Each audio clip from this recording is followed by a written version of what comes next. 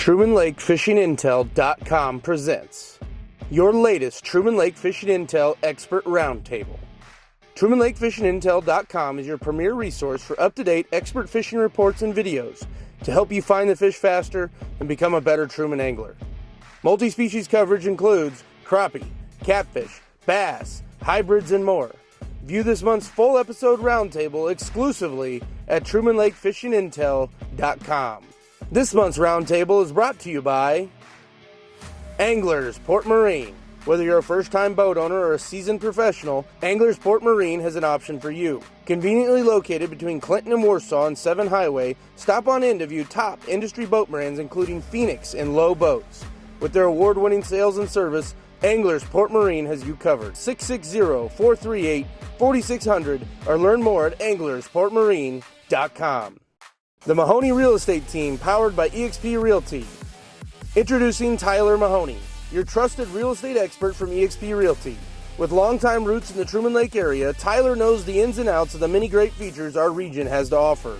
As one of the top-selling real estate agents around the lake, Tyler excels in selling both land and homes, consistently fetching top prices for his clients. What sets Tyler apart? He delivers exceptional service through his professionalism and negotiation while using extensive marketing tools to get the most eyes on your property, including tools that no other agent has available in the entire state of Missouri. For a seamless real estate experience and unparalleled results, contact Tyler Mahoney today. Reach him directly at 816-536-7038. And now, let's start the show.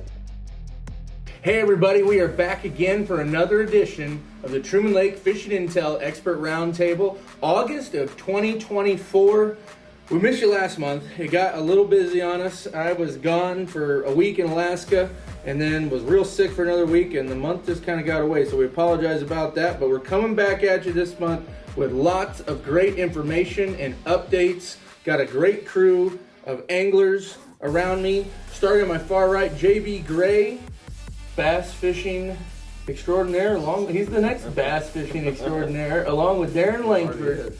Yep, and Jeff Faulkenberry, Endless Season Guide Service, and Hunter Bowling, who has won the last couple of the Truman Lake Tournament Series. So we're excited to hear him share a little bit of information about that and stories about that. Thank you to Anglers Port Marine for helping to support these videos. The website, Phoenix Boats, Low Boats. They are at the Sedalia State Fair. Lots of really great boat selections right now. They got a lot full of used and new boats. So be sure to check out Anglers Port Marine down off 7 Highway between Clinton and Warsaw. And by the way, another plug, just personally, in the real estate game, I have also listed an interesting property down there by Anglers Port Marine. If anybody is interested in a truly once-in-a-lifetime opportunity in the Truman Lake area, there is a school, fully functioning school for sale right off Z Highway.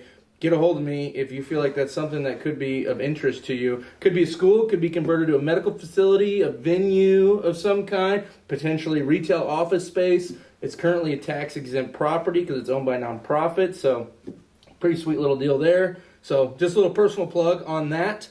And we'll see what comes to fruition. So kind of a unique deal right there off Z Highway and 7. You can go right by it. So anyway, with that, let's get into some fishing. It's been pretty hot here these last few days. We've had fronts moving in and out and getting real muggy and humid. I want to start by talking about some catfish. We've been a little lighter on the catfish stuff here the last few weeks, but I know Jeff's been out chasing the catfish around the last couple of days. I think you were out today and yesterday.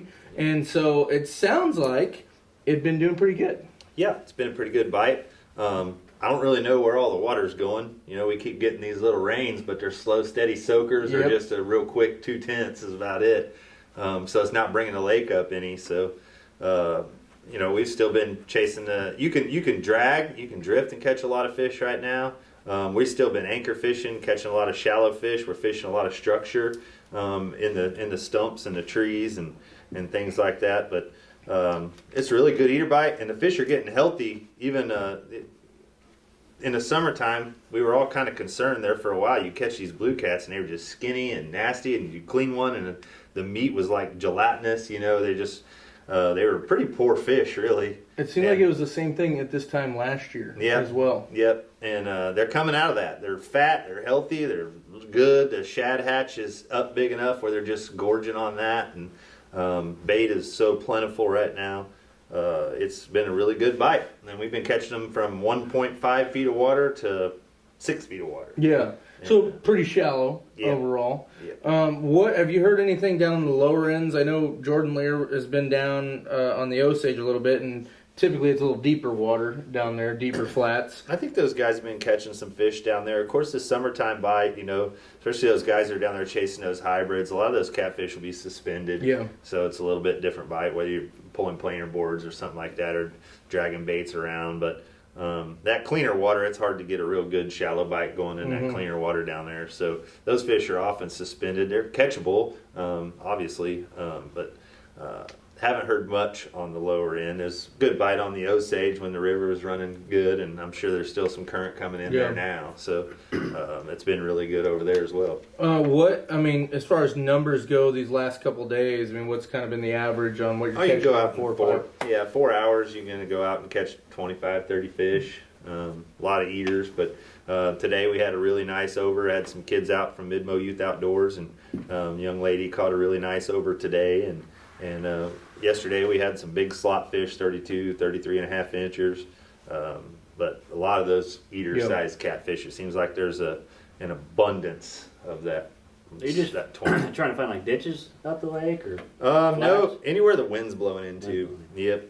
Really just playing the wind. I'm not really fishing any ledge or ditch or anything that way. Just playing the wind. There's so much bait right now, and if you get a good breeze and you get where it's blowing in there, they'll be in there eating. If it's flat, go catch crappie. If the water's flat, it's going to be terrible. Yeah. That's just kind of how it is when it's like this. But if you get a good windy day, you're going to go smash them. When you're seeing the wind come in on a place, are you still side scanning it, or are you just going ahead and setting right No, up? it gets to a point where it's so shallow, I'll side scan it up to 3 feet, and then after that, it's kind of combobbled. Yeah. I don't really watch much after that. I just play the wind. Yeah. Yesterday, I caught probably 15, 18 fish off a Sparrowfoot Swim Beach. That wind started out of southeast, and it turned and went to the northeast and started blowing real hard.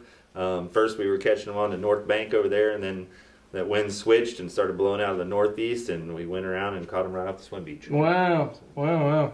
I'm kind of curious. So you've been fishing the lake for how many years? A lot. Yeah. Me and the lake, we were born at the same time. So I'm just curious, when you go out on a trip, how often are you anchoring up in like a brand new spot? Or do you have, at this point, a arsenal of spots? I've fished it. Yeah, that's what I kind of figured. Not much. That you haven't anchored up in like a general vicinity. Yeah. I'm going to go, and anybody that fishes with me will tell you, I've had so many return clients over the years, and it's just like the crappie guys and all of us. We've fished so long that they pretty well know what we're going to go do and probably where we're going to go do it, especially like different times of the year. Yeah. I've got just spots that I hit, and I'll rotate those spots, and you come back the next day, we're going to do it again. Yeah. No, it's just fascinating to talk, and we talk about this a lot on these reports and these videos. Time on the water, especially using Garmin LiveScope, you're going to figure that out, and it's just fascinating to see, these guys, what do they say, 10,000 hours to become perfect or the best in what you do. It's like you have your spots, at each time of the year, this is where I am literally going to anchor my boat and I'm going to have fish. How much have you been moving around the last couple of days? I moved twice yesterday. I moved 1, 2, 3. I moved 4 times today. Okay. Just because we had those rains come in. When we started this morning, it was dead calm. Then we had a bunch of lightning. We had to take everything down. Actually, we went back to the truck and waited the lightning out. The lightning was close enough. I said, let's, I just don't do lightning. Yeah. And it was close enough. I said, hey, I'm going to reel them all in. And I picked up a rod and I started reeling it in. And the static electricity through that rod, the hair on my arm started standing up. Gosh, that freaks me out. So I wouldn't let anybody else reel anything. And I just burned them all in. We went to the truck, sat in the truck for half hour.